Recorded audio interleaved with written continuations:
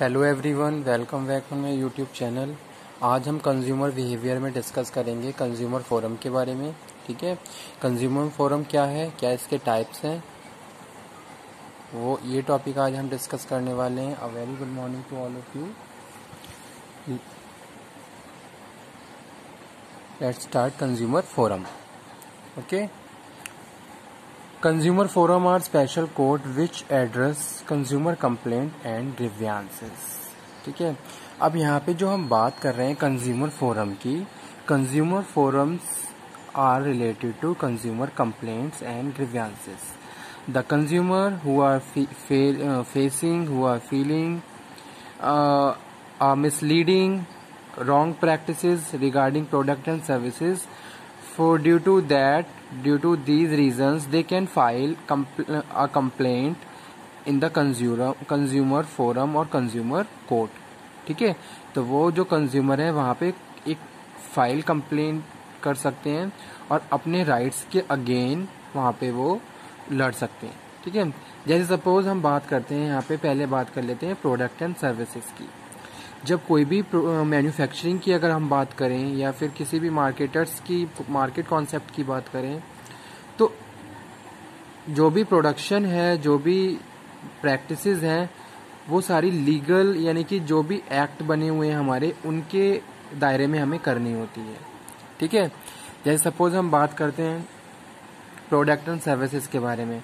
अगर आप प्रोडक्शन कर रहे हो तो उस केस में भी आपको क्या करना है, बहुत सारी प्रैक्टिसेस ऐसे करनी है ताकि आप गवर्नमेंट के जो रूल्स एंड रेगुलेशंस हैं उनको फॉलो करते हुए करो। यानी कि जो मेन जो ऑब्जेक्टिव है, जो प्रैक्टिसेस हैं, वो हमें इस तरीके से करनी कि हम कस्टमर को चीट ना करें, कस्टमर के साथ रॉन्ग प्रैक्टिसेस ना करें, कस्टमर को मिसलीडिंग ना करें। ठीक है, जो भी कस्टमर को हम प्रोडक्ट एंड सर्विसेज प्रोवाइड करवा रहे हैं उनमें रिलायबिलिटी होनी चाहिए, एकदम क्लैरिटी होनी चाहिए, प्योरिटी होनी चाहिए, कोई भी अल्ट्रेशन उसमें नहीं होना चाहिए। लेकिन अगर इस तरीके की प्रैक्टिसेस मार्केट में आती हैं तो कंज्यूमर उसके खिलाफ कंप्लेंट फाइल कर सकता है। तो वो यहाँ पे हम बात कर रहे हैं consumer forum.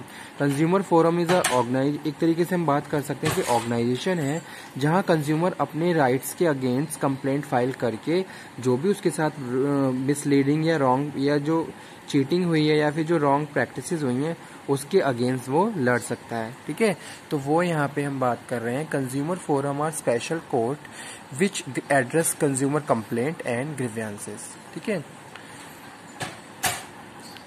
These are set up to protect consumer right. ये क्यों सेटअप की गई, ये कंज्यूमर के राइट्स के लिए सेटअप की गई।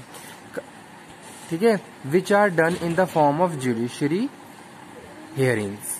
ठीक है, जैसे कि हम बात करते हैं कोर्ट्स की। कोर्ट्स में क्या होते हैं, जज होते हैं। जज जो भी कंप्लेंट्स आती हैं उनके खिलाफ मतलब कि उनको पहले एनालिसिस करते हैं, सर्च करते हैं। फाइनली जब दोनों पार्टीज की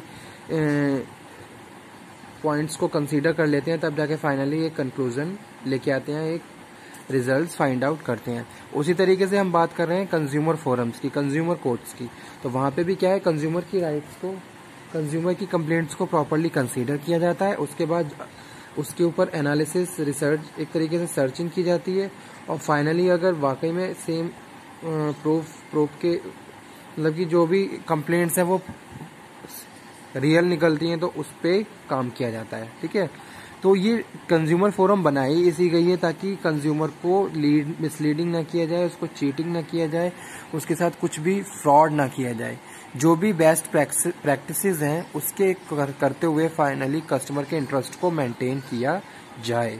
ठीक है, जैसे कभी कभी आपने देखा होगा कुछ ऐसे प्रोडक्ट मार्केट में आ जाते हैं जो फेक, एक तरीके से या तो कहें फेक है या फिर कहें उसकी क्वालिटी अच्छी नहीं है, या फिर प्राइस बहुत हाई है लेकिन क्वालिटी अच्छी नहीं है, कन्वीनियंस नहीं है। ठीक है, रॉन्ग प्रैक्टिसेस है, अल्ट्रेशन है उसमें बहुत सारे। तो आपने देखा होगा उन सारी चीज़ों को जो भी है फिर उनको प्रिवेंट किया जाता है।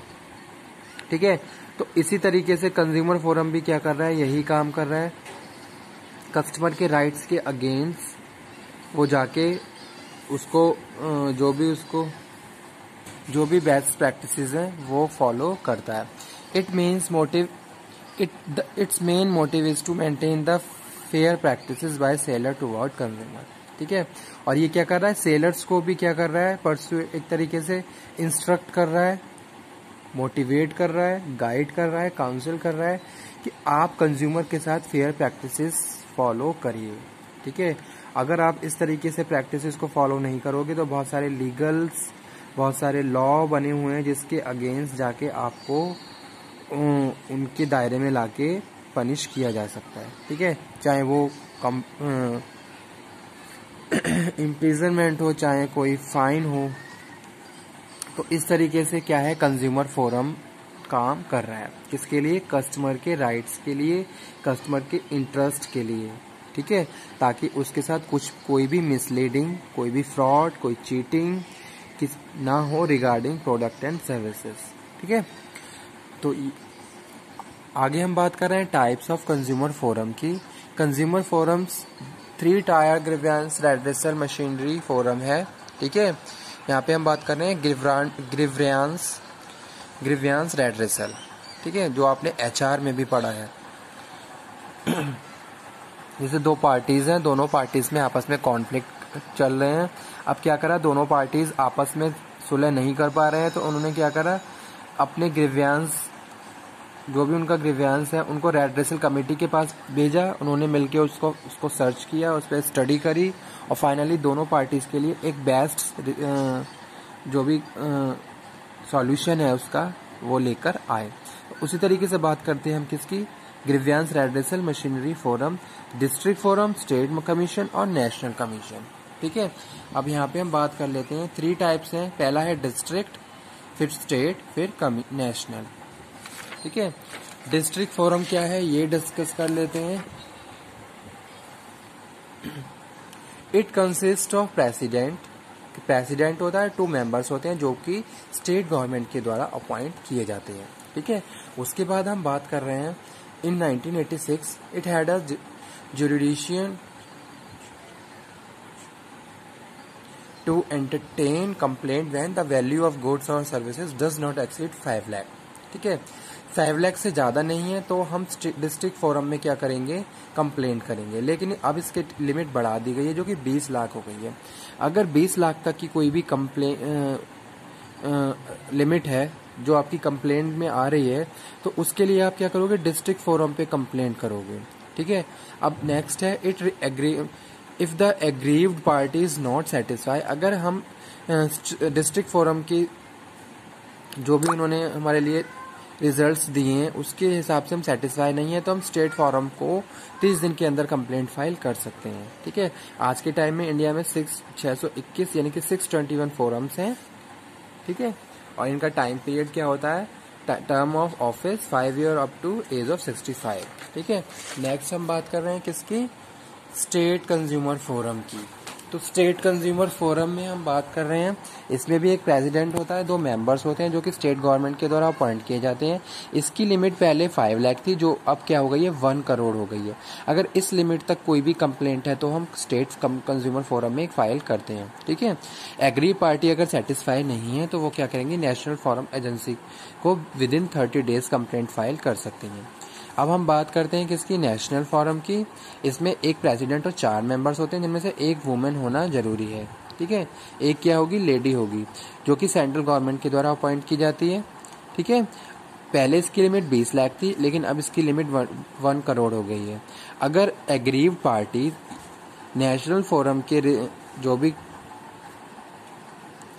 जुरिडिक्शंस के थ्रू जो भी रिजल्ट्स आ रहे हैं या फिर उन्होंने जो भी आपके लिए सजेशंस दिए हैं या फिर जो भी आपके लिए फाइंडिंग्स आई हैं उससे आप सेटिस्फाई नहीं है तो आप विदिन 30 डेज सुप्रीम कोर्ट को कंप्लेंट फाइल कर सकते हो। ठीक है। तो ये था आज का एक टॉपिक कंज्यूमर फोरम के बारे में। Okay, thank you.